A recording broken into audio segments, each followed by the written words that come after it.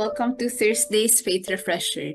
As our country faces the possibility of legalizing divorce, it's more important than ever to focus on nurturing marriages. In the US, the United States, according to Forbes Advisor, 43% of first marriages end in divorce. And for second and third marriages, they end in divorce at even higher rates at 60% and 73%. But every couple experiences ups and downs, and even the best relationships require much effort. So why not invest in what we can call preventive maintenance for our marriages? To paraphrase author Dr. Charles Brooks, for some, the act of marriage is a three-way contract, so definitely between the married spouses and God. If the spouses agree that God is part of this contract, then more likely it is that they can agree on a preventive maintenance approach or a preventive maintenance process. So tonight, TFR, Thursday's Faith Refresher, invited two couples to share their real-life experiences balancing professional and family life while helping other married couples and families. But do take note that those not or not yet married will benefit from the session also. After all, for those especially whose vocation is marriage, we are told that we prepare for marriage since we're born, as soon as we are born. So before I introduce the speakers, let's ask our Blessed Mother to bless this session. In the name of the Father, and of the Son, and of the Holy Spirit. Amen. Hail Mary, full of grace, the Lord is with thee. Blessed art thou amongst women, and blessed is the fruit of thy womb, Jesus. Holy Mary, Mother of God, pray for us sinners, now and at the hour of our death. Amen. Saint Gabriel, pray for us. Saint Paul, pray for us. In the name of the Father, and of the Son, and of the Holy Spirit. Amen. So, good evening again to all. We've invited two couples today. The first is Mr. Tibbs Avalle and his wife, Vanji. They've been married for 40 years, blessed with 4 sons and 6 grandchildren. They are entrepreneurs in property development and agribusiness. Believing in the sacredness of marriage and the importance of deliberate parenting, they help other married couples and families.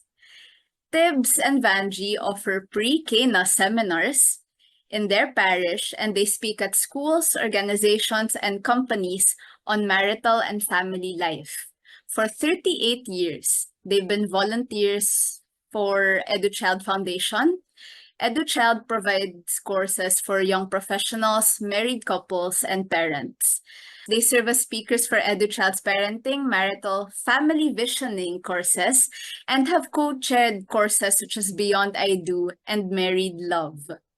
Hundreds of couples in the Philippines have benefited from their teachings on preserving marriage sanctity and nurturing love in marriage. Then I'll introduce our second couple speakers, Doctors Dennis and Grace Garcia, both practicing doctors, married for 33 years. They have 2 children and 1 grandchild. Like Tibbs and Vanji, they help other families by serving in the Council of Servant Leaders of the community of St. James Renewal Movement in Alabang, where they have served for 15 years. Welcome, a big welcome to Doctors Dennis and Grace and Tibbs and Vanji. So this session is meant to be definitely a sharing session, as I mentioned earlier.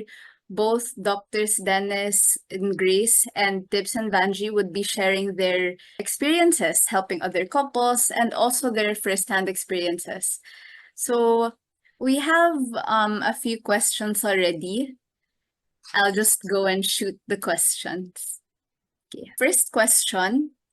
What do you think are the key factors that have contributed to the longevity of your relationship? I will call on Mr. and Mrs. Avalle first. Siguro before we answer, good evening to everyone. Good evening, Dr. Dennis and Dr. Grace. Yes. And Eliza. Oo, siguro tinawag mo kami according to age, ano. Oh. No, I did not. Joke lang, mas matanda. 42 years. Sige, di, ikaw muna. Anyway, We will be as Sure. informal as ano, ha, Eliza? uh, Oo, sige, di. the sequence that you mentioned was parang age before beauty. Kami yung age. Mas may that kami. Oo nga. Sila doctor. So, one thing, of course, we've discussed it even before that. The most important, at least, number one is commitment, no, between the husband and wife. Actually, it's not only with the husband and wife, but also as God has given it to us. After that's why we call it a covenant, more than a measly agreement. So, yung commitment, the moment you get married, you should be very much committed, for better, for worse. The formula that we read when you get married should always be there. Till death do us part, di ba? Masama loob mo. Hindi naman, wala na. 42 years na tayo. Medyo may preba na tayong konti. Tapos, what else? Sa akin siguro, yan. Kaming dalawa ni Tips are 42 years na what keep us together. Una, I think the grace of God, no? The fact that we got married and God had given me the best husband. Actually, no, syempre, is a gift from God, no? That's yun, yung mga factors that contribute to the longevity of our marriage, yung he said commitment. Tapos yung communication, we talk a lot kasi we have, of course, differences, conflicts, pero we talk a lot. We share I always share whatever I have in my feelings. So, tapos yung we care and cherish each other. Parang parang 42 years, wala ka ng choice kundi mahalin mong tunay, di ba? Talagang gano'n. Ang dami naman sinasabi, ano ba formula pa? Anong factors? Isa lang masasabi ko, Eliza. Mahal ko eh. Yun lang. Yun ang key eh. Mahal namin ang isa't isa. So that's the biggest factor. And with God's, grace and God's, we always put God in the midst of our relationship. So in communication, sinasabi nga natin, si Banji, talk sa lahat. Me, I listen more. No? Perfect. Perfect. Joke. Happy, sabi nga namin, libro na happy wife, happy life. Diba? So pagbigyan na natin spouse natin. Ikaw talaga. Dennis. Sige. Thank you for that. It's actually aligned with what we put in the introduction, the three-way contract, right? Like between the spouses and with God and God. So I really like that you included God, like the gift of God's grace, because I think, well, obviously I can't speak it for myself, but this session is definitely to help those who want to gain, wisdom from married couples themselves. So thank you so much for that, Doctors Dennis and Grace. Good evening to everyone. Good evening to Tibbs and Vanji. Thank you for having us here. Good evening, Elisa. With regard to the question of longevity, for us, I think the secret is, well, one, it's a covenant. It's a three-way covenant, and you have the best guarantor you could get, who is God, who guarantees you that no matter what happens, this is going to succeed. And I think for us, the secret is that consciousness, that union. When the priest gives you the sacrament of matrimony, when the priest says, you're one, you now realize that I have another person who may be a stranger to me, but I would have to consider the person a part of myself already. She may be doing things so differently from the way I would do things, but I could not ignore her because she's a part of me already. I will not look at her as somebody distinct from myself, but as an extension of myself. The me now becomes a we. No matter if I am not used to the way she does things, I would have to accept that. And I would have to go out of my way to make sure that that unusual way of operating becomes a normal part of myself. it's no longer my activities, her activities, and then we'll have a common activity. It's always our activity together. It's never my schedule, your schedule, and then somewhere in between we'll have activities together. Everything is going to be our activity. We would jokingly call ourselves as Team Garcia. And when we would have activities, you would say, Team Garcia doesn't do that. Grace is very much an extrovert. I am the total opposite. I'm an introvert. And there are times na she would want to have guests in the house. The introvert side of me would not want that. But I will not insist on that. The married person that I am already has an extrovert part of himself already in the person of Grace. So now I would have to go out of my way to act in an extrovert way. So it's a way of adjusting. It's also discovering something new in yourself, which is brought about by another person you now call your spouse. To you, Dr. Dennis. Kami ni Dennis, without God, hiwalay na talaga kami. This is the difficulty with doctors because you're both captain of the ship in your office. And it's very hard to lose that thinking when you are in a marriage. It works well as a doctor that you are responsible for all the things that happen. But in a marriage, it's not functional so much there. So in the beginning, it was a stormy, it's a stormy path.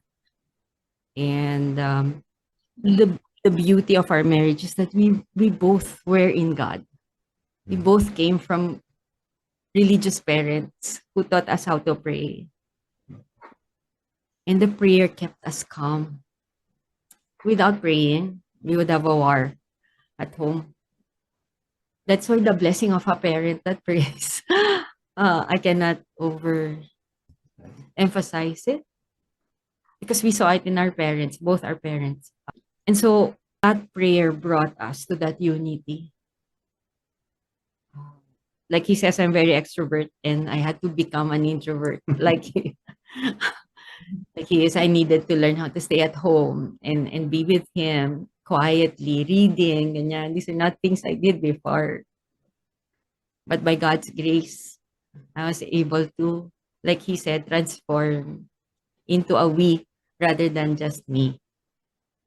We never do things that the other person is not knowledgeable of. Schedules are always known. Disputes with regards to the children are known. We take each other's point of view if there are arguments with the children. Everything is shared. We honor the order of God. He is the head and I am the heart. It is not broken in our home. Even the children know that. So I think those are the key points. God and the sacredness of that union with Him. Thank you so much, Dr. Grace. I was curious if both of you, both couples can share about any particular course that they give yearly. Since you mentioned it's part of your activities that you help other married couples by being speakers, would you care to talk about a certain course or a program that you do like yearly or maybe quarterly? Just like a brief summary about the course, please. Tibbs and I have been involved with EduChild Foundation for the last 38, 40 years. No? That's what we- Yeah. And we have parenting courses. But then in the year 2006, a priest told us that maybe instead, well, apart from the parenting courses, we can have a marital course. And so this started with 10 other couples. We formulated the modules and the program, which we call the BID, the Beyond I Do. No? So in 2006.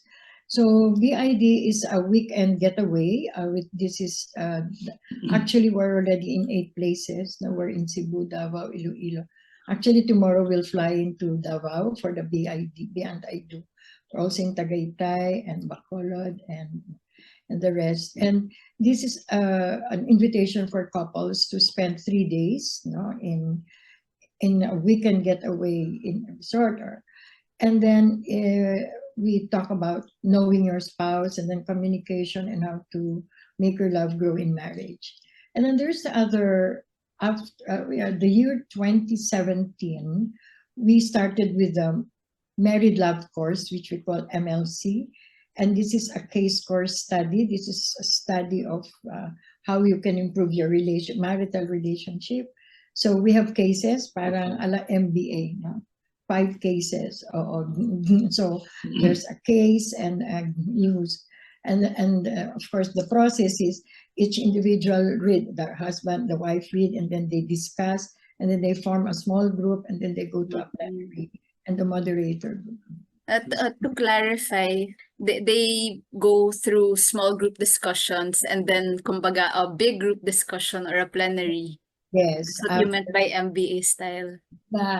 So, ang importante kasi doon, they talk about the case, the problem, and then solutions, no? So this came from the IFFD kasi EduChild is part of the International Federation for Family Development. And they give us the case, and ang objective lang talaga para malaman ng mga married couples, hindi sila nag-iisa sa problema nila.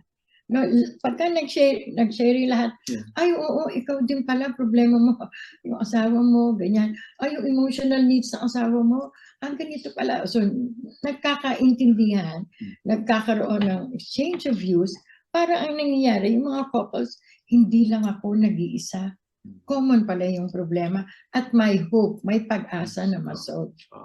Kasi feeling natin is at times kala natin is a peculiar problem to us, no? Pero pag nagsama ka with groups like this that you share experiences, normal pala, no? But at the same time, there will be other suggestions how to solve certain issues in that specific case. Kaya masaya din kasi yun ang pinaka ng IFT or EduChild. The one who founded it was Rafael Pic. He died already. He had something like 16 children. Pero sabi niya, in EduChild or in IFD, you always combine the joy, at the same time to learn a lot of things also. So learning with fun, have fun. Yes. So, Yun. Kaya basta umattend sa mga courses. Masaya. Okay, thank you very much for that.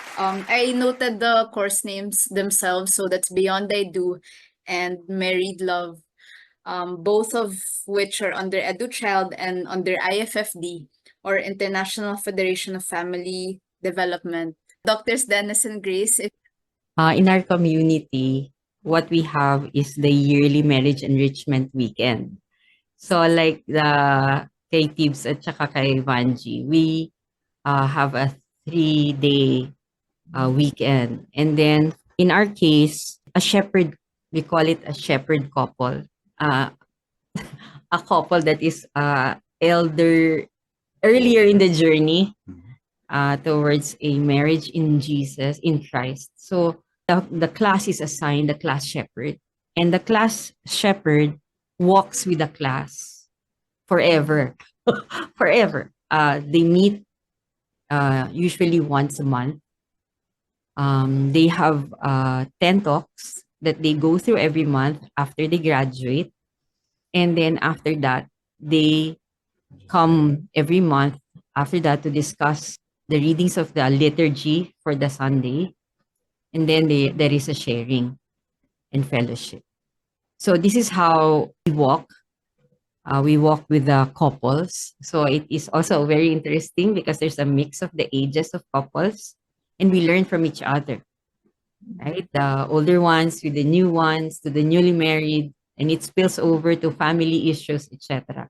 But in our community, it's the shepherd couple that walks with them. So they stay together until either the shepherd couple dies or until no one already attends, because everyone is also shepherds also. They become shepherd couples themselves.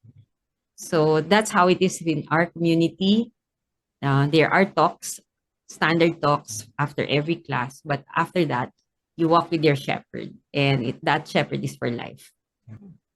What is the organization that you're working for? Is there a specific name? It's just a community po. Kuya Tips, a St. James Renewal Movement po. St. James. It was originated in St. James, Alabang.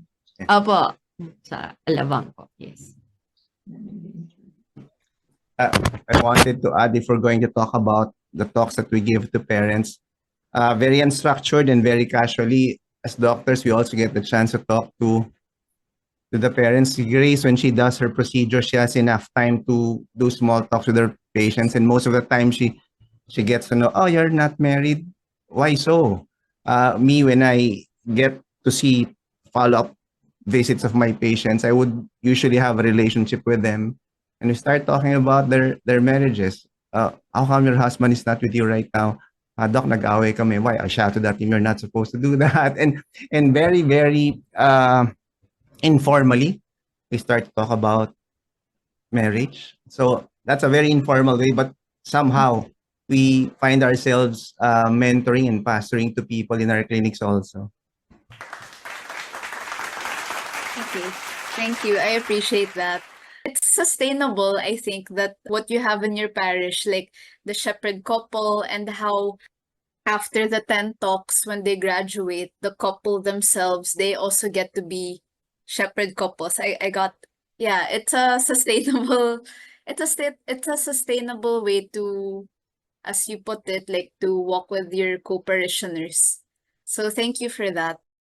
Actually, we already have a question in the chat box. Love is really a great factor which contributes to the longevity, but is it true sometime along the way, any one of the spouses can quote unquote fall out of love?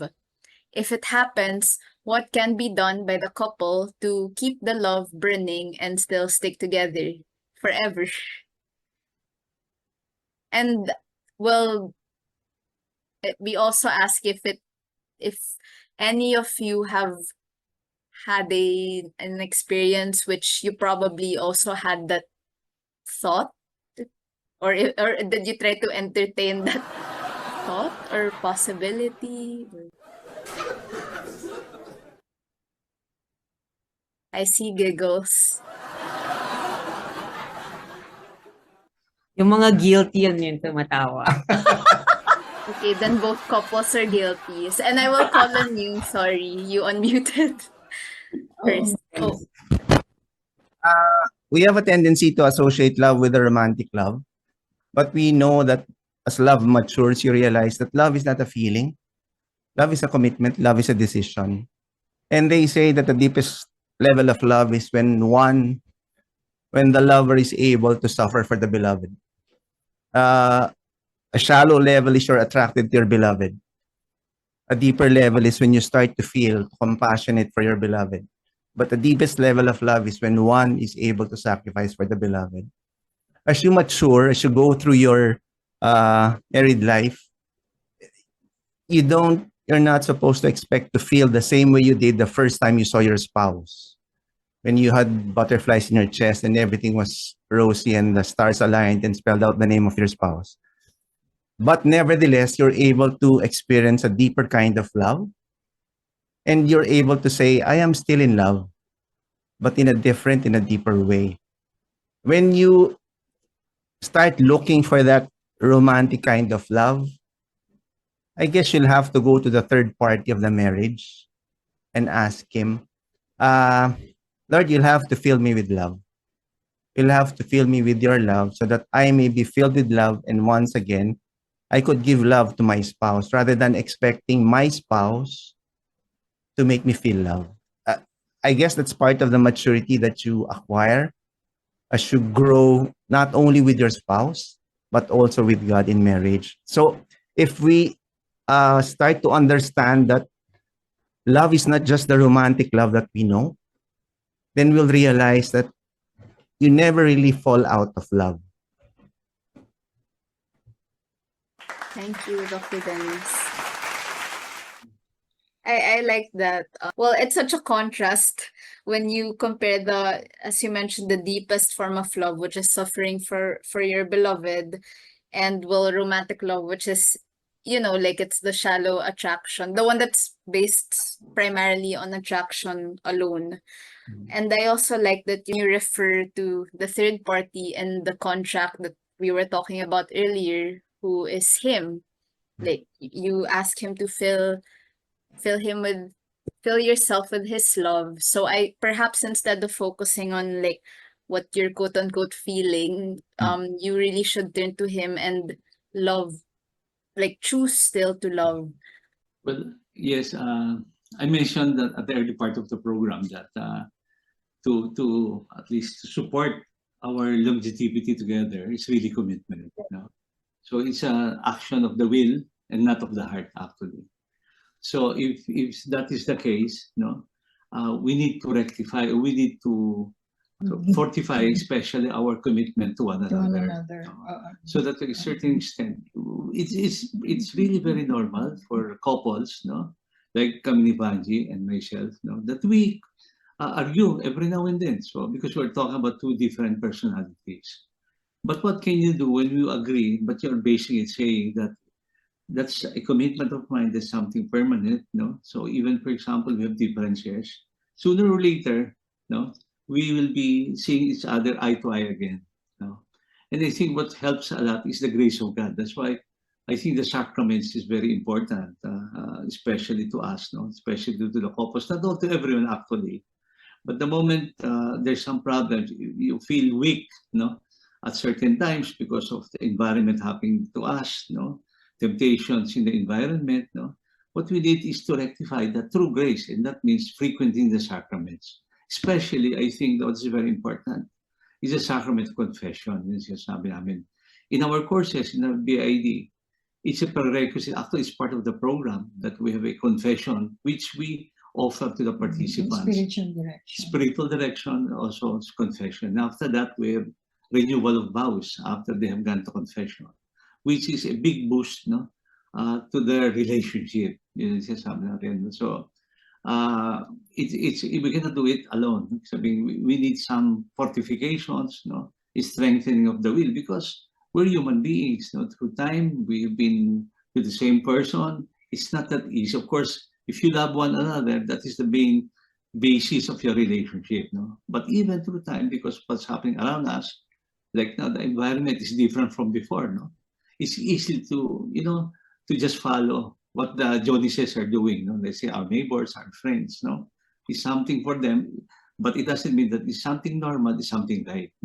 Many times, what that's normal is not right. Okay, thank you so much. Lisa, I would also like to say, when we stand here, you might all think that we've had a wonderful sailing, right? But between the two of us, then he said, it's okay to say it, that there was infidelity in our marriage. Okay. And when it happened, it was very painful for me. But when that happened, we were already servants of God. I guess yung sinasabi kasi ni Tibbs na fortification is a problem, because when you become servants of the Lord, there is the temptation to be over busy with giving talks, with administration, with na yung fortification, that relationship with God and with each other, yes, becomes compromised, that it becomes hard to love because you're just packed with activities, and that's what we learned, right? But the beautiful thing about that, what I had learned about that part of our marriage, when I went to God every time, okay, and this is the secret, when you're the injured spouse, when the hurt starts to come, you should not feel that alone.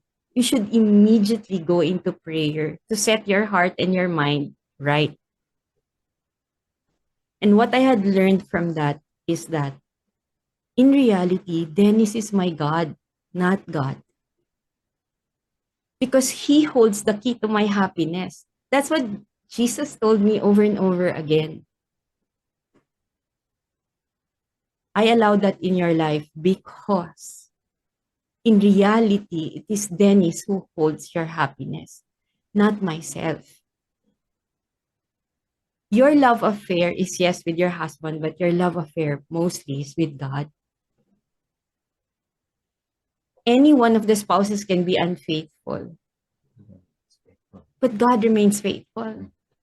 I can still love when I feel unloved.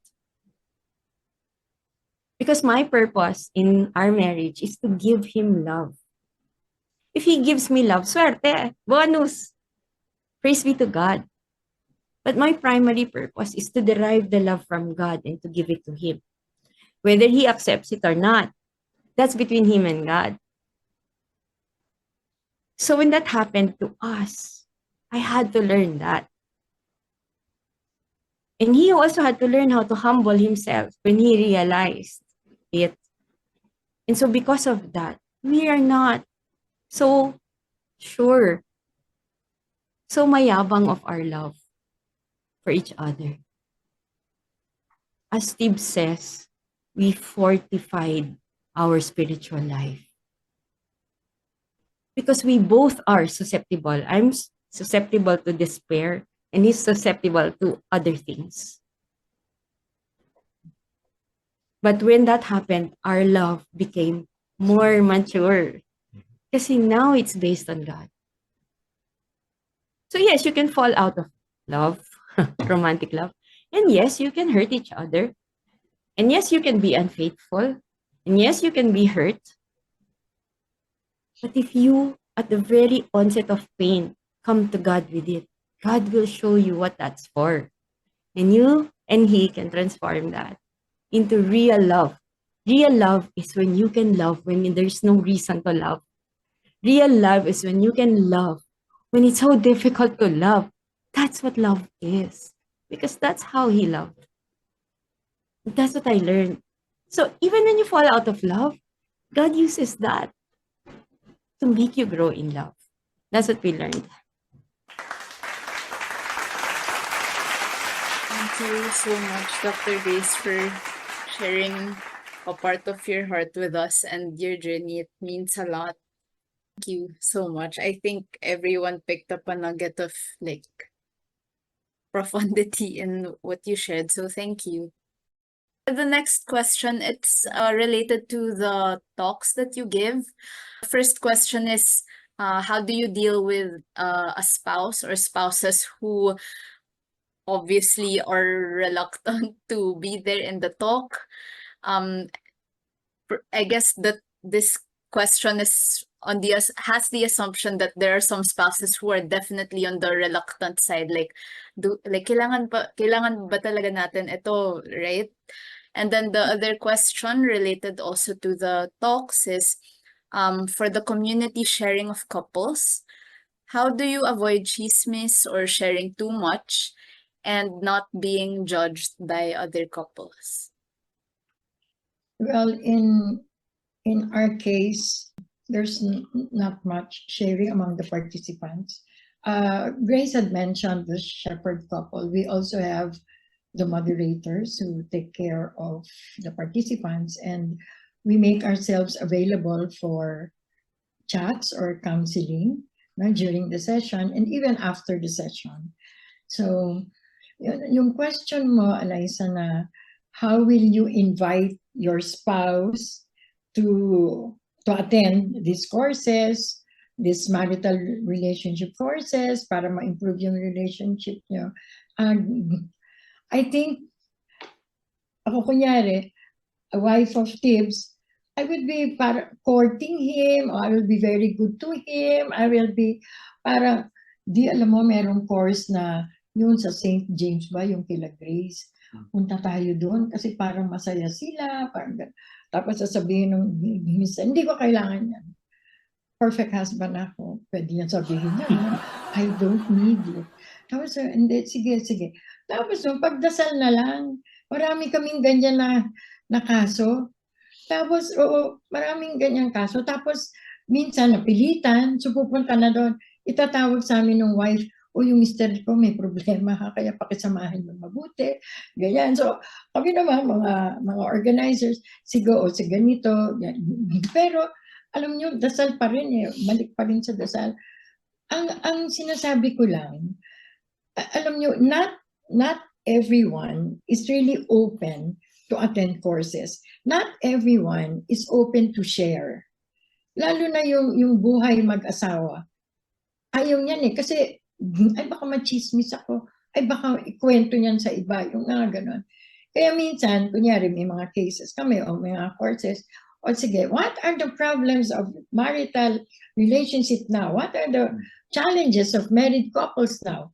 Sige, huwag niyong sabihin yung personal niyo kasi hindi sila mag-open up. Yung problema ng kapitbahay niyo, sige nga, ano ang mga problema ng married couples? Dito lamang sa inyo. Yun, mabilis. Yung kapitbahay namin, ganito. Infidelity issue, o yung ganyan, he does not come home, he doesn't text me when he comes late, mga ganyan. Lumalabas na yun. No? So, parang normal, Alaysa, na talagang mahirap, una, especially sa amin kasi yung cases namin, usually yung husband mahirap ma-invite eh. Yung mga ladies gustong-gusto uma-attend ng ganito. Sabihin na natin, mahirap yung ganong mga sitwasyon.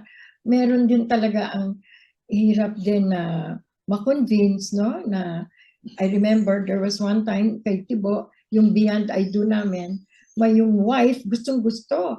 She's already 75 years old, na 50th anniversary. And she wanted to attend. And then she told the husband, sige na, birthday gift mo sa akin, anniversary gift, because I want to learn more, kasi I want to serve you more, because I love you. Ganyan.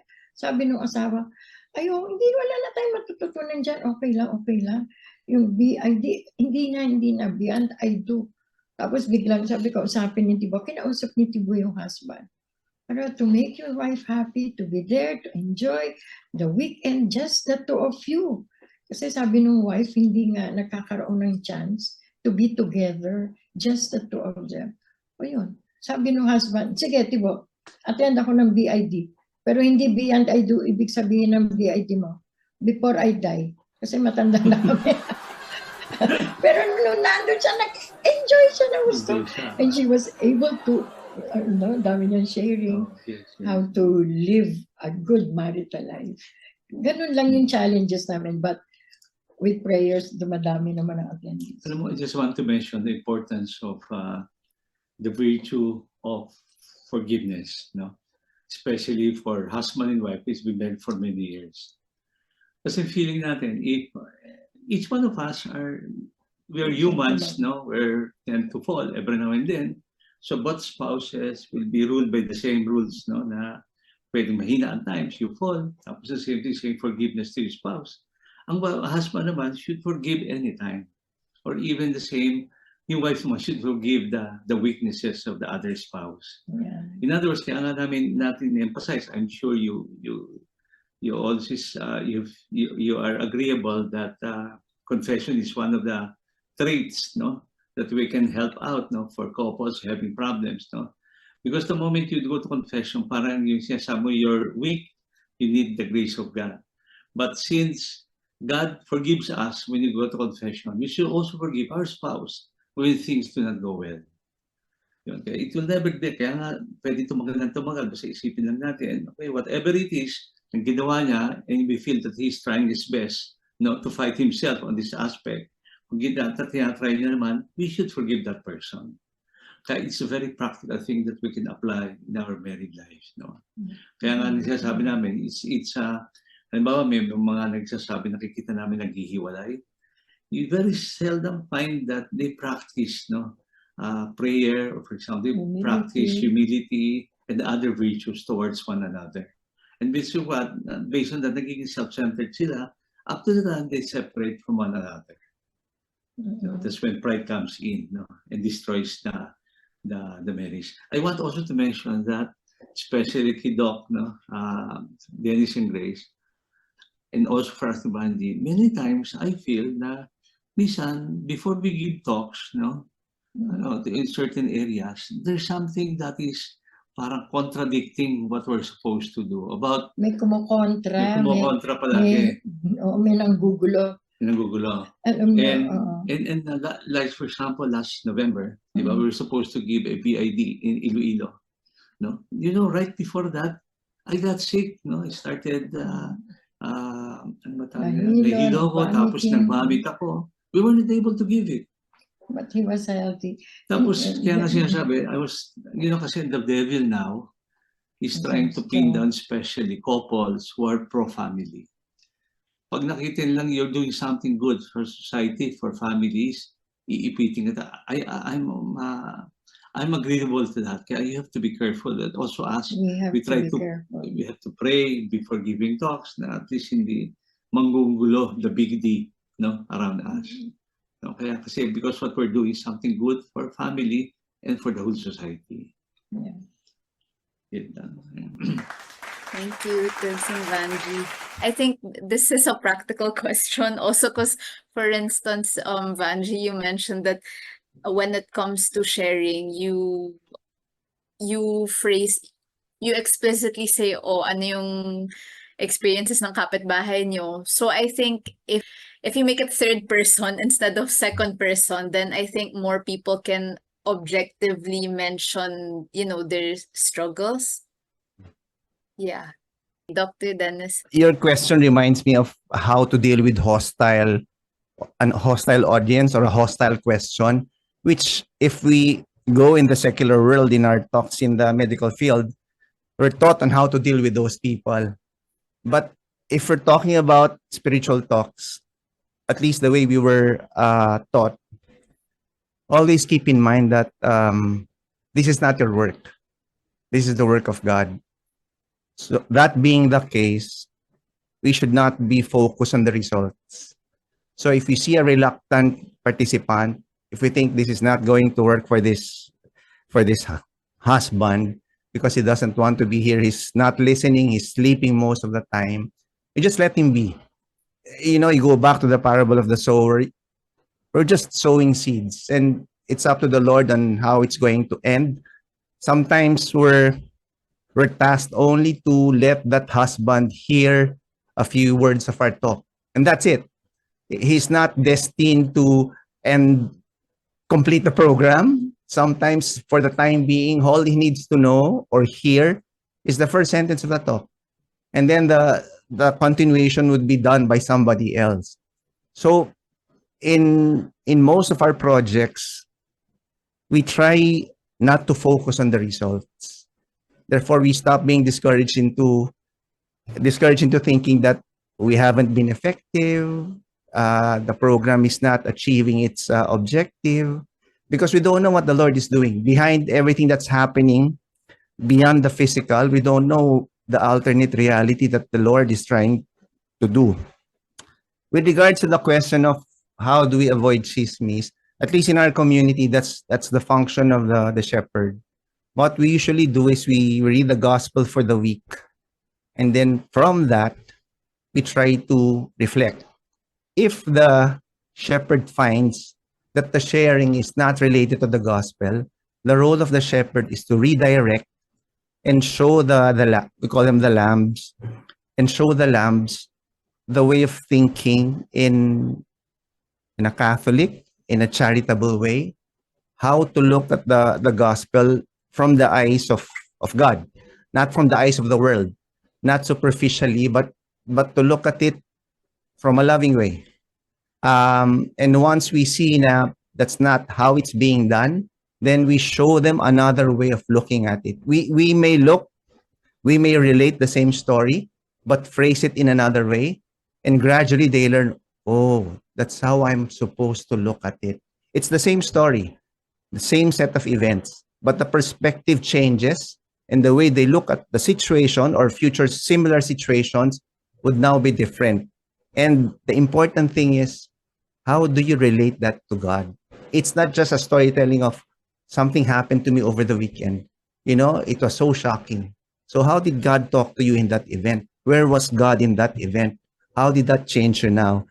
Like the gospel, di ba, we say Jesus is always revolutionary. His way of thinking, his way of acting is always different. So if you're sharing to me this situation, how is it different now in the light of the gospel? I guess in our case, because you walk with them for a lifetime, and it is emphasized always that what goes on in here stays here. It is much more accessible to us to share the life story. But when the story is being shared, it's the shepherd couple's duty to turn that back to Jesus. Kasi it's not about the self. It's about the self being transformed into a child of God. So that's the training for the shepherd. The shepherd always tries to take the personal story and then examines it with them, tries to look into them to say, what do you think God is telling you here? And what is the action that he wants? So that's the way we direct the sharing. About the chismis part, there will always be that risk. There will always be that risk. But those who share understand the risk. Right? So some couples will never share. It's fine. The fact that they're there, we're happy. They're learning because they come back. There is no forcing in the sharing. Those who share understand. But the trust has been built up over the years. That's not a fear over the many years. We haven't had much problem with that in our community. Praise be to God. Thank you so much. I'll proceed with our next question. How do you support each other's interests, hobbies, personal goals, and ambitions? And how do you carve time, or how do you prioritize discovering these new activities or interests together? Tips and I, we share common interests, goals. Actually, we have a daily routine, for the morning when the first thing that we do together is hear mass, and then we have time for prayer, and then other days I go Zumba, he goes diving. Other days in the week we go walking together. We do things together. He loves to read. I stay beside him. I don't like reading, but I do. I have a hobby of making frames there at my back there. Frames of Our Lady, frames of the Holy Family. So while he's reading, I'm just beside him. And then he loves, he loves to watch movies, Netflix. Katabi rin ako. Ako yung taga-serve. Mani, dyan. Popcorn. Kaya hindi ako makapili ng kung gusto nyo rin bali, puro Tagalog. Pero minsan, siyempre, pagbibigyan, ito, his day. So may movie watch date kami. At saka we have a regular date, once a week. Dati Fridays, ngayon, ginawa na namin sa Quezon City. Mula nung nag-senior citizen kami, Monday o kaya Tuesday. Yes, Libre. 50%. Movie kami.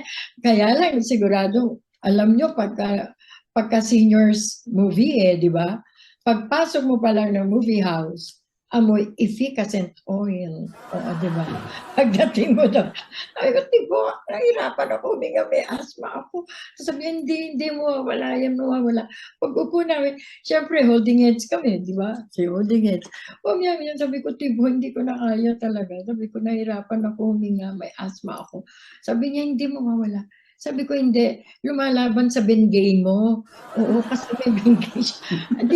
Lipat kami ng upuan. Tapos, gano'n. Mamaya pag-upo ko, sabi ng matandang katabi ko, ano daw? Anong sabi ni John Lloyd? Hindi po siya si John Lloyd. Ano daw? Sabi ko, Tibo, iba na lang yung date natin. Ako na magbabayad. Kasi ang regular date namin, yun, after the movie, punta kami, dinner, ganyan. It's a regular thing. So, we enjoy each other's company. Tapos yun, minsan we go on a beach, and, basta go out of town, just the two of us, o kaya naman, yun yung mga regular talks. So we had the chance para to be together always. And we support each other. When we were playing tennis before we grew old, before our knees were, we are always together playing tennis, and we also have other activities together. Pero yung the giving talks really give us the time to be together. Kasi nga, before we were working, he's managing business, I'm also managing our own family business. So para the time that we have to put together.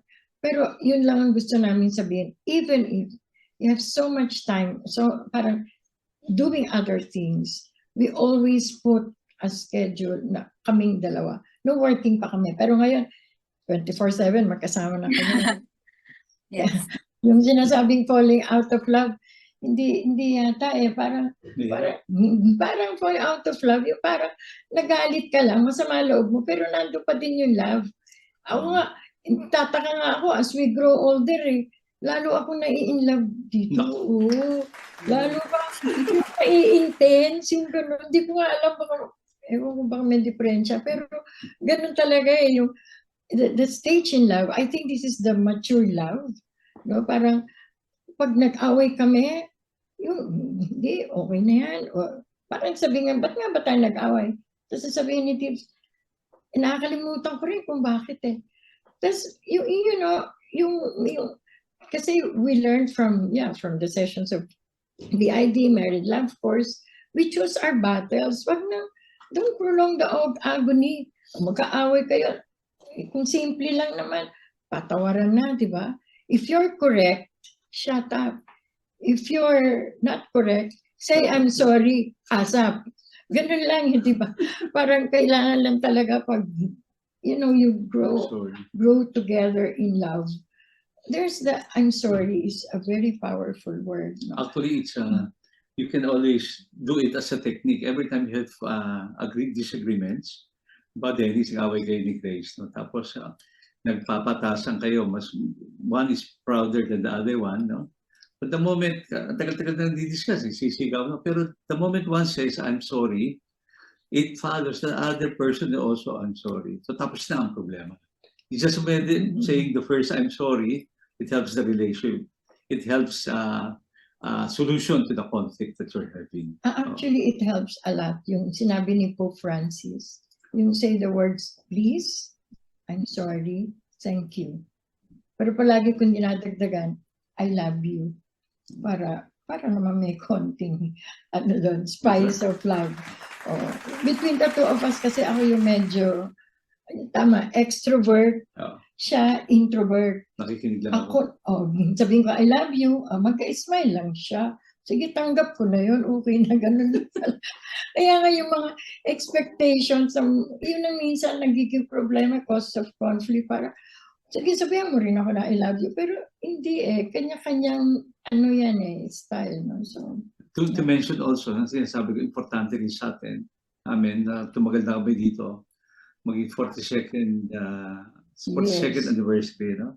Is that sense of humor. Yun ang aming ginagawa. As much as papa, pag malaking problema, bigyan sense of humor, lumiliit na. No? Tapos minsan maliit ang problema, madaling malakalimutan yun, actually. Pero may sense of humor, ibahin mo na lang. No? So eventually, maganda rin ang resulta. Imbis na lumalaki yung away, either nawawala o nababawasan. Sige, napunta na tayo dun sa topic na sense of humor. Yung sa mga couples, I'm sure one of you has been gifted that sense of humor. Kaya you lift up the spirit of your husband, your wife. Kunyari, yung isa malungkot masyado, emotionally down.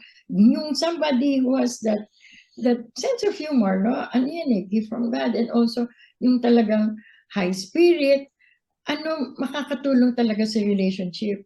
Nung COVID kasi, si Tibbs, kami, yung friends namin, 15 namatay eh. Kasi nasa target market na kami talaga ng COVID. Eh, yung dalawa nag-suicide. So that was a time when low na talaga si Tibot kasi one of his best friends died. Sabi niya, pag namatay ako, sana sabay na tayo. Sabi niya, sabi ko, babes, ba't ka naman nandadamay? Kung gusto mo, mauna ka na. Okay lang ako. Tapos, imbis na natawa siya, sabi, ba't ganyan sagot mo? Ganun. Sabi ko, babes, okay lang, relax ka lang. Yeah, and it helps in the relationship. It helps really. Ano lang, lalo na yung mga away. Don't prolong the agony. Kung small issues, choose your battles. Kung talaga mabigat, pag-usapan. No, pag-usapan mabuti. That's what we do. We talk a lot.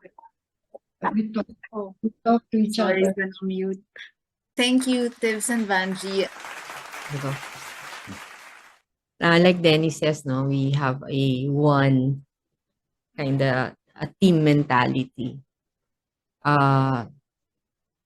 When we give talks, we give them together. When we are asked to take a position, we concur first. Even if I'm the one being asked, say my society in my field asked me to do something, I ask him first. And we investigate together how much time that is going to take away from us. The priority is really us and the children, because that's the mission that was given to us. So anything that will not fit into that unity that we have, we say no to. And in our prayers, if the answer of God is no, that's not for you, then we don't take it on. That's how we keep that support of each other.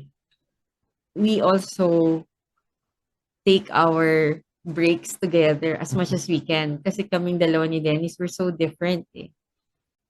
There was a time he wanted to do runs, yung mga Milo, ganyan.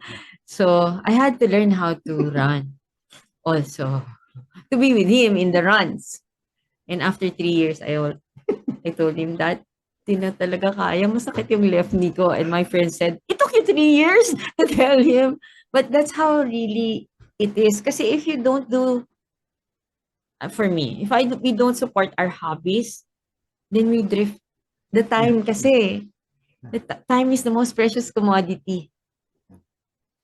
So if he has a hobby that takes time, then I feel like I have to be with him in that hobby. So that's how it is with us. Because as doctors, we really protect our time. As much as we can, we're together, because at work, we're already apart. Even in our clinic schedule, we try to make that together if we can. So you're both at work at the same time? At the same time. And if we can make it in the same hospital, we will. If it's not possible, then we go our own ways. And then we end the clinics at the same time. So if it's 1 to 3, 1 to 3 din ako. And then we go home together. We have breakfast and lunch together. Yes, breakfast and lunch as much as we can together. Now, of course, there are other things. So in our work, we're already separated from each other. So in our other times, we try to make that one. We visit our kids together. They're no longer with us. So we visit them together. And so everything is in that unity, because this is the most important relationship. Our marriage reflects the oneness also of God, the Blessed Trinity. So we try to make that intact. I guess it's still that sense of unity, that sense of being one. When I was asked before by my relative, what made you decide to get married? And I was living in Marikina then, and I was courting Grace, who was living in Laguna. And I told them, I'm tired of traveling from Marikina to Laguna just to see her every day. I'd like to be with her every single moment. And that's the time that I decided it's time to get married. And that need to be with her every time that need to be with the person you consider to be part of you has to remain throughout your married life. Before, when we were arranging our clinic schedule, I tried to make sure that we were sharing the same room. I mean, general area. It's a big room with two smaller rooms. And a friend of mine asks, "Are you sure you want to do that? What? Spend time with your wife the whole time?" And I told him, "That's why I married her. I want to be with her every single minute." So I guess that's how we're supporting each other. And there's equal importance to each other's activities. You do not say, me being the husband, all my activities would take precedence over yours. It's never that way. We always talk about our schedule and ask each other, what are we going to do Monday? Where are we going Monday? What happens Monday evening? Am I going to accompany you, or are you going to go with me?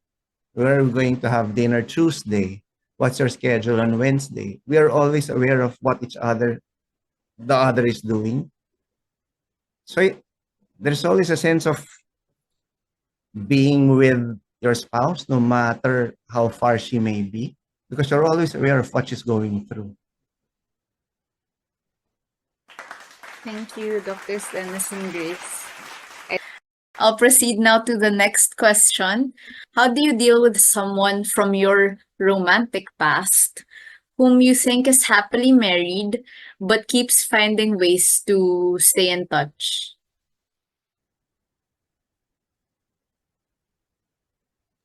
The answer is you don't deal with them.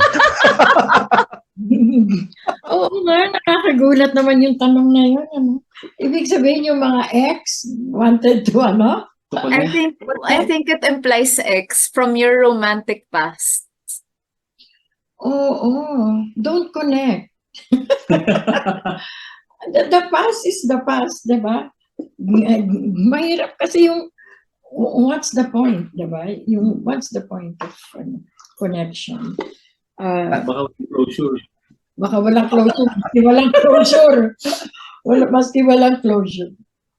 We don't even include them in our Facebook. There's a request. Yeah, exactly. Exactly. Why do we have to open something na it's already closed in the past, di ba? So yun, to protect the relationship, let's not complicate it anymore. Parang ganun eh. Kasi, yeah, it's possible kasi Tibbs had that experience. Oo, the ex would like to, ako, excuse me. Sabi ko, I'll fight. Sabi ko, you're worth fighting for. Wow. Because I love him so much. No? So, yun. Well, anyway. Ganun talaga. So, just do not connect. Yun lang. Yeah. Although there may be no outright intention of falling in love again or having a fling, it's always safer not to put ourselves in a position that we might be tempted to do something which we will later regret. So better not start something we will regret. So the advice is do not connect with them. Parang unnecessary exposure, di ba, Dennis? Yeah. Necessary. Thank you. Okay. How do you handle conflicts with parents-in-law? Because sometimes arguments arise when in-laws get involved. Maybe like when an in-law tries to give his or her piece on how you handle things as a couple, maybe. Hindi na applicable sa amin kasi wala lang mga in-laws eh. Mas bagay si Grace siguro sa si Dennis. Pero when we got married, our in-laws are still alive. No. Ang rule lang namin nun ni Tips, when I have some concerns with my in-laws, I talk to him. I don't talk straight to my in-laws. Ganun din. Tapos, yun, now that we have daughters-in-laws and that we talk to our son, yung ganun. We already know Yeah. kasi dapat alam natin eh, yung the real thing when we want, yeah, syempre, when you notice something is not so nice about our daughter-in-law, we don't correct her or approach her. We tell her, but seldom. Actually, in our case, we already have 3 sons who are married. We seldom, correct, because we respect, we accept our daughters-in-law as they are.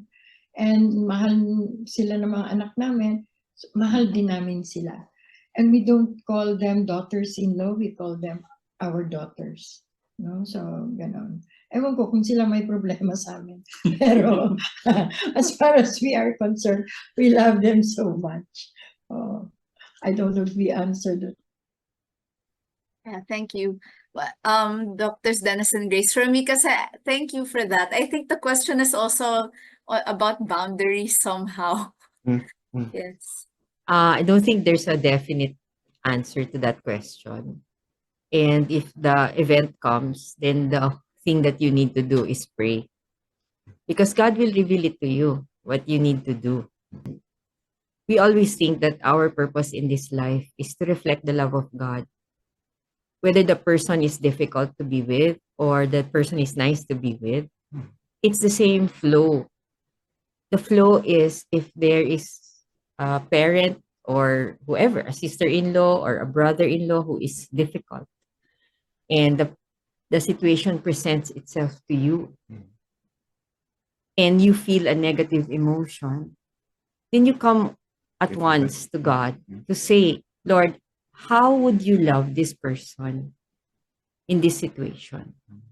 And God is so gracious that He will reveal to you. First, He will calm you down.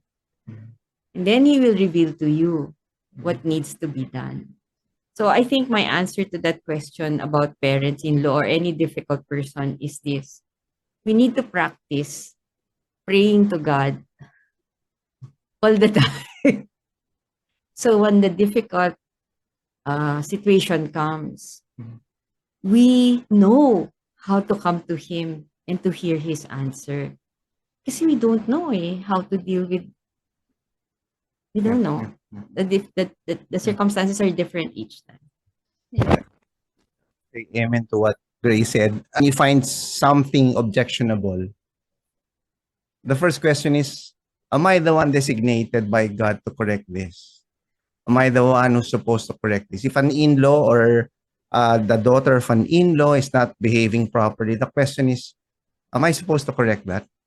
And the answer would only come from God in prayer.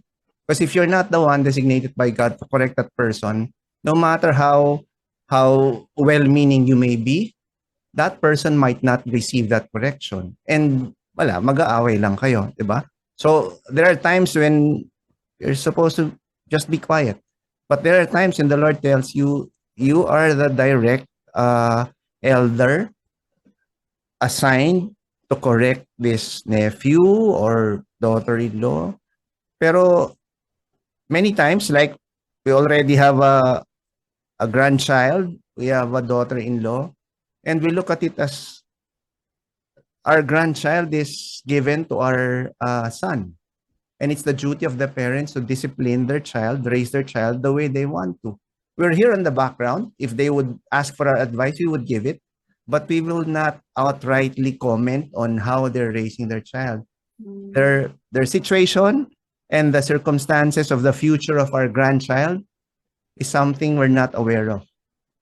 And it's probably something we're not prepared to prepare our grandchild for. So we leave it to the parents.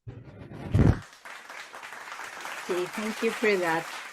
How did you cope with your children observing or picking up something from your relationship that is rather unpleasant or not very admirable? How did you cope with it? So I think the question is more of things you may have, habits rather, that your children may have picked up from you as parents. Actually, I don't know of situations, bad situations for my children. Well, we've tried to be good parents, and anyway, actually, yeah, we're not perfect parents, no. So if our children, our sons, we have 4 sons, and if they see that were not really practicing good parenting, maybe with their maturity and being responsible parents, they will not follow that bad example now that we have. But as parents and yeah, as every child, we try to be very good we try to be better parents as we can, bringing them up spiritually close to our Lord, giving them all the virtues and teaching them the road to life. That there are some, we also teach them the adversity quotient, that they suffer, and then from suffering they will learn their lessons. So that's how we bring up our children. Actually, we always tell them that we are your parents, and we can sometimes commit mistakes, but we try to give you the best examples and to be the best mother and the best father in the world, because we know that we as parents we have to show good example, because and we have to form ourselves, because we cannot give what we do not have, and we also should show para a good relationship in marital relationship, and also in family life. And then the last is to put God in the midst of the family life, which we hope we're quite successful with that. Thank you, Vanchi. Lisa, I think I have an example for that one. It's not really our child taking on the bad habit that we have or the bad traits that we have. It's more of it's more of my son confronting me of a bad habit that I was telling them not to have. There was a point in our lives when you were trying to teach the kids about simplicity, about the simplicity of possessions, to get just to acquire just the things that we need. But at one point, my son saw me purchasing things which I already have. And then he confronted me. He was a teenager at that time and very idealistic. And then he confronted me and said, "Dad, what's this double talk about being simple when you're out there purchasing things that you already have?" And I had no excuse. Because he was right. He was right. I was not practicing what I was teaching them. And the only thing I could tell him was, son, I'm sorry. You're old enough to know that your parents are not perfect. And we're trying our best. But you're correct. You're right. I am wrong. That's how I dealt with it. And he accepted it. It was sad. He was sad to realize that his parents are not perfect. But he was accepting enough to accept my lame excuse that, sorry, I'm only human. That happened to me also. We were arguing in Dennis. And when he stormed away, my daughter was in the midst of that. And I asked my daughter, did I do something wrong? I didn't say anything. Sabi ng daughter ko, Ma, you didn't have to say anything. Your face said it all. So, kami, we welcome. I love it that our children are able to say to us our bad traits, right? And that we are able to mirror for them the acceptance of faults. And I say, was it really bad, my face? And she said, yes, Mama. And I said, then I'm really sorry. Maybe I should come to God more. So, yes, the children will always be astute enough to see our mistakes. And they will point it out. With the children now, no, they're very vocal. They will point it out. And I come to God to say, is that real? Is that who I am? And if I feel that is what it is, then I say, I'm so sorry. I'm so sorry for my actions. Right? And they're also able to take that, like Dennis says. So I don't think it's we're not perfect. They're not perfect then. And it's nice that we can forgive each other, that we can accept each other despite our faults. So I don't think it's a problem that they see that we're not perfect. And if they call us out, it's okay because we call them out too. Ang important is that we call each other in love and respect. How do you deal with the spouse who has lost faith or has stopped going to church, or I think is practicing less? First, you make God real in your life. Allow your spouse to see God in you. Well, that happened to me and Grace. There was a time when Grace would always wake up early in the morning and go to Mass, and I wouldn't. I'd enjoy the extra minutes of sleep in the morning. She never forced me to go to Mass. She never told me, you know, we would be better off if we go to Mass together. And I guess she felt in her heart that the Lord is working on him. I don't need to nag him to go to Mass or to start praying. The Lord is working on him. Then one day, for no reason at all, I decided maybe it's a good idea to go to Mass with Grace. And then we were going to Mass together without Grace telling me anything. That's how the Lord works. Thank you. The first thing is that we have to understand we're not the Savior. It's Jesus is the Savior. And we have to be guided by God about our spouse not practicing the faith. His pain is so much more than ours. And so the way that God would work through in the spouse through us, that is also dictated upon by God. Like Denny says, a lot of the time, you yourself have to fill yourself with God first. Then you can have the capacity to receive His instructions for your spouse. Whenever the thought of the pain of that spouse being away from the church enters into the mind, come and pray. Pray to the Lord for light. Kasi ang problema is when you experience a painful event and then you just dwell on it, it doesn't become transformed into prayer. That's where the pain lies. But if I see a spouse, he's not practicing, he has left the faith. Every time that comes to my brain, instead of nagging him, I come to Jesus with it. Jesus, I can feel the pain of him not coming or her not coming to you. And I join my pain with yours. Ikaw ang mag-touch sa kanya, or would you want me to do anything? I'm not the savior of my spouse. Jesus is. So that's what he says. Live the faith yourself. Pray for your spouse every time you think about that pain, and take your instructions from Jesus. And he will be faithful, both to you and to him. Because he loves the spouse more than you can ever love him. You have to have faith in the way God works. Again, the part where we have to remind ourselves that wedding is a covenant between three parties. If a spouse is not being faithful, we remind ourselves, but I'm faithful and my Lord is faithful. And I just have to come before my Lord and say, Lord, the third party is not being faithful. And I know in your fidelity, you're working on him.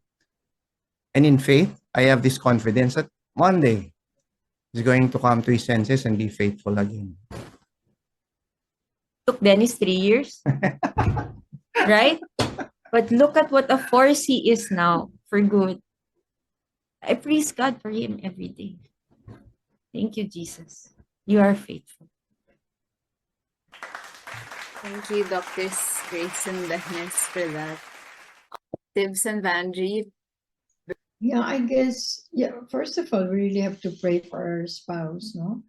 And then show good example that parang yung spouse will say, this is a wife, or this is somebody who goes to church, who hears Mass, and then the unity of life, no?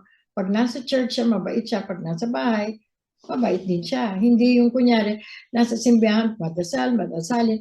Pag after Mass, biglang Pag-uwi sa bahay, sigaw ng sigaw sa asawa, sigaw ng sigaw sa mga katulong. So parang sabihin, oh, anong klase to? Why will I be converted and, go to mass, no? I remember personally, my father never, well, when I was younger, never heard mass. Dadalhin lang kami sa simbahan, doon lang siya sa kotse. Pero my mother really, really prayed very hard. And then, kunyari, magro-rosaryo kami, hindi sasama si tatay. Yung sasabihin ng mother ko, you pray for tatay that he will be able to hear mass and be converted, no? And then yun, parang, I saw the example of my mother. She was really living that unity of life na she's very prayerful, and at the same time, yun, nakikita yung how she's as a wife, a housewife, and cheerful, no, despite the problems and difficulties that we encounter in the family. Nakita ng tatay yun, parang sabi niya, siguro nga there's something good in praying the rosary or in hearing mass. So he was converted. And it was clear to me kasi I'm the eldest of 10. Can you imagine? Yung mga kapatid ko sabihin ko, di ka mag-mass na tayo lahat. We have to be early in mass. Sabihin, tatay nga, hindi nagmamas eh. Ako pa, yung gano'n. So it's really, nakakasakit ng puso yun para sa nanay ko, tsaka sa akin at sa ate. Pero so there was one time I even talked to my father. Sabi ko, tayo, alam mo, hindi maganda eh. Yung mga bata ayaw sumunod sa akin o sa inang kasi nga, kung ang tatay hindi nagmamas, bakit ako magmamas? So I guess, the good example and also really a lot of prayer. Yun lang. Okay. So the last question is, during the early stages of your relationship, how did you deal with your conflicts and differences? And how did you assure each other of your love, even if you are apart? Well, the way we handle, syempre we realize and we already know na talagang differences, conflicts, misunderstandings happen. They're inevitable in marriage. And we know that. So, pag dumadating yun, we talk to each other. Yung parang, yung differences sabihin, bakit tayo nagka-problema? Tapos, we talk a lot. Pagka, medyo mabigat yung sitwasyon, aayain ako ng tibo sa restaurant. Doon kami mag-uusap. Yan, kasi alam niyo kung bakit? Kasi hindi nagsisigawan. Hindi ako sisisigawan ni Buddy pag nasa restaurant. Pag nasa bahay, nagsisigawan kami. Pero pag andun, swabe lang. Pag medyo tumataas yung boses kasi yung waiter nakatingin sa'yo, hindi ka nahihiya. So yun, so we talk a lot. Tapos, we open ourselves by ako kasi, I have other means. I write him a note. I write him a letter. Kunyari, I'm hurt, tapos may mga conflicts, I write him a letter. Sometimes I write a poem. Oo. Hindi ko kasi masabi. Susulat lang ako. Lalo na no, first years of marriage, na-addict siya sa golf. 3 times a week, nag-golf. Kasama naman ng tatay. Sinusundo ng tatay ko.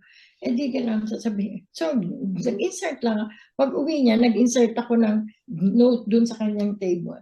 Sabi ko, ang golf, bow. Buti pa ang golf. Buti pa ang caddy. Nakakasama mo araw-araw. Ako hindi. Buti pa ang golf bag. Nakikerry mo. Ako hindi. Bubigat na siya. Teka muna. Tapos buti pa ang golf day. May date sa calendar. Ako wala. So, na-realize, para pinapatawa ko lang, pero sa totoo lang, deep inside mo, hirap na hirap ako. Tapos the early years of marriage, meron silang Friday night out ng boys. Minsan nasabihan ko na, Tips, may asawa ka na, tama na yun. Pero nag-negotiate, naging every other Friday. Naririnig ko yung mga kwentuhan, ganyan. So eto na naman ako. Nagsulat. Kasi nga, nagkaka-conflict kami. Sulat na naman ako ng point. Sabi ko, Tibbs, dear Tibbs, alam ko marami kang depekto at hindi ka perpekto. Ngunit ito ay pakatandaan mo. pagka ikaw ay natukso, kamao ni Pacquiao, matitingnan mo. Diba? Inaano niya. Hindi na kami lumabas. Natakot ako. Natakot siya.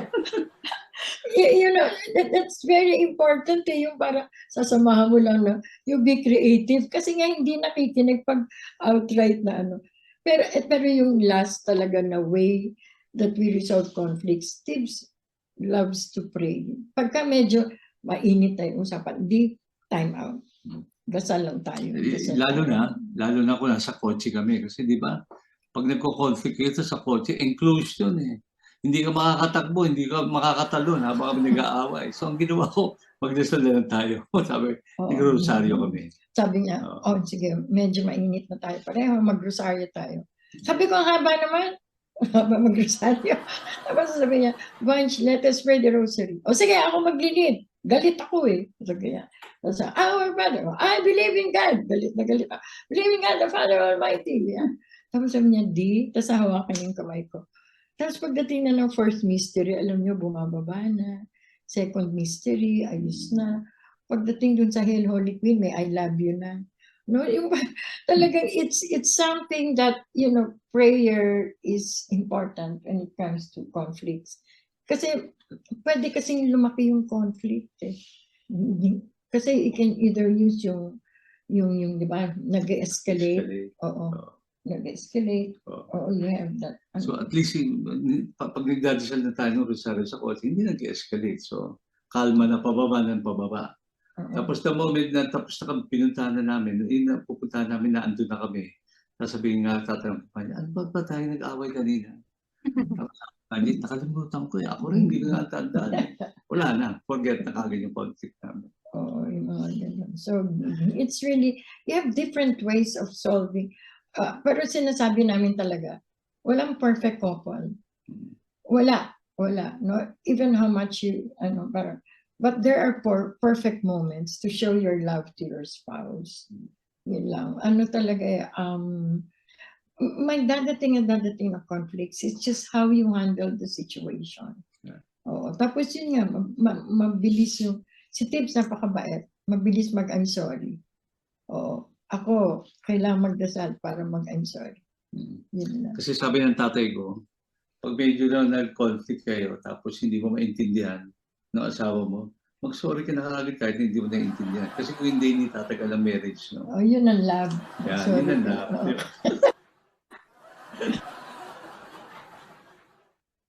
Thank Tawa you, ng tawa Tibbs si and Dennis. Vanji. Tawa ng tawa si Dennis at si Ben. Okay, so we move on to the last question, but for Doctors Dennis and Grace. How did you deal with our diba, problems in the initial part of our Yes, marriage? early stages of your marriage, yes. Your relationship. Yeah, I guess that the answer is just very heated, and we wanted to, well, in fairness, you wanted to make the marriage work, but we wanted to fix it on our own. Again, we forgot that there's a God who's with us in this marriage, who's there to help us fix the marriage. So early on, kasi when there's a problem, I would always tell Grace, we have to go to the root of this problem. Otherwise, it's going to manifest in another way, in another situation, pero the root is the same. So we have to go to the root of the problem. So we'd spend hours discussing on who's wrong, who's right, why did you react that way, what offended you. And most of the time, it's heated. We were living with my mother-in-law at that time, and we learned how to shout in whispers. Ba't mo ginawa yan? Pag mataas ang boses mo. Mama Cora would hear you because my mother-in-law was in the next room. So we would be shouting in whispers. Later on, we realized the nice thing about that was we got to know each other better because we were willing to find out the root of the problem. I guess that the big change right now is that, I guess this is a tip for the other spouses here. You'll have to include God in your arguments. It's hard to envision that. Include God in your arguments. When you're starting to argue, pray. And then the Lord will give you a different perspective on what is happening. there was a time when Grace and I were arguing, and I was telling the Lord, Lord, this is hurting me so much. I cannot deny my feeling. I'm hurting so much, but I'm willing to change the way I'm seeing this situation. I'm willing to give up my own opinion of what is happening, but Lord, to be honest, this is hurting me so much. And the following day, for again, miraculously, the Lord changed the way I was looking at the situation, and I was willing to, forget about it. So initially, in the early stages of our marriage, we were just dealing with our marriage on our own, dealing with it like it's just the two of us in the marriage, forgetting God as being the third party in the marriage. In the beginning, without God, sobrang painful ng marriage. Walang resolution eh. The argument will stop, pero one or both of you will just feel like we just swept it under the rug. Tama pa rin ako eh, mali siya. And siya naman, tama pa rin ako eh, mali siya. But for the sake of peace na lang, sige na. Pero kung ganun ang ganun, maghihiwalay talaga kayo. We had to go to the bottom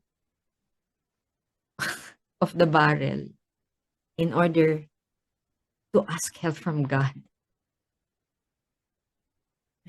Sometimes people think when you marry, you're going to be happy. But without God, that's really not possible. Kasi you want to be right eh. Lalo na kami, pareho kami doktor, stubborn kami. Diba? So for our case, maybe if we did not find God, or maybe if God did not find us, we would not be here. So really, I believe without God, it's not possible. Kasi you just sweep the bitterness inside eh. But it's never quiet in your heart.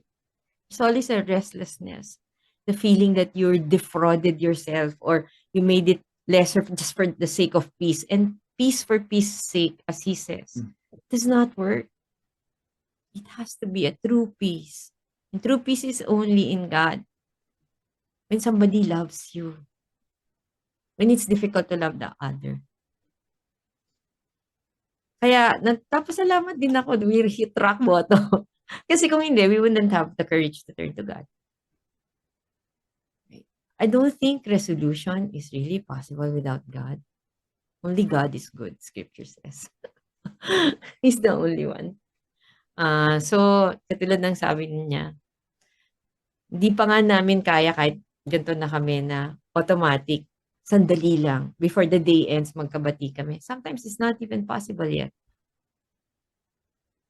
But today, at least, if we argue, we can always say in our heart, hintayin ko na lang si God, i-touch yung heart niya or i-touch ang heart ko. But we already know we're not gonna separate. Kasi we cannot separate from God eh. Hindi na namin kaya without God. So we are sure about this marriage kasi hindi na namin kaya mag-separate kay God. Life is so miserable without Before, Him. there was always the fear of separation. Yes, there was always the fear of separation between the two of us. Mabait kasi si Tibbs at si Vanji talaga eh. To begin with. Kami hindi. So, it's always a possibility sa amin. Hindi kami mabait. Kapag kunwari.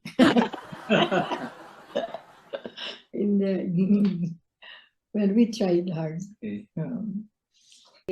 Well, just to quick recap, I think it's been established like from the introduction and preventive maintenance in a marriage, and even the concept of bringing God in marriage. Like it's a contract between three persons, the married spouses and God, and how it really is truly God who can give us the strength and the true happiness that we would need in this earthly life.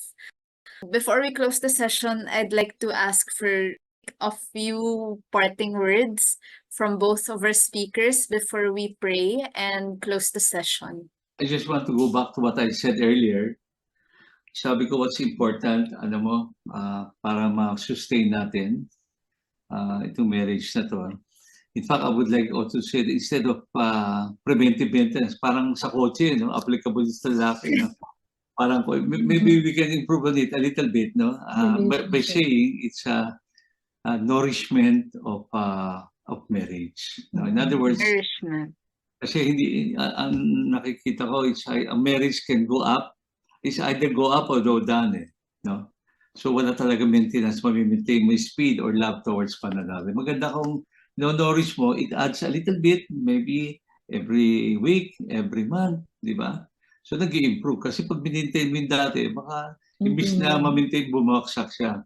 Di ba? Kaya mas feeling ko it's a better term, I think, as a suggestion. Parang nourishment of marriage between two spouses, no? And through time, through small things, they love more one another, of course, with God, no, in the process. Yeah. Siguro keep our marriage always Christ-centered.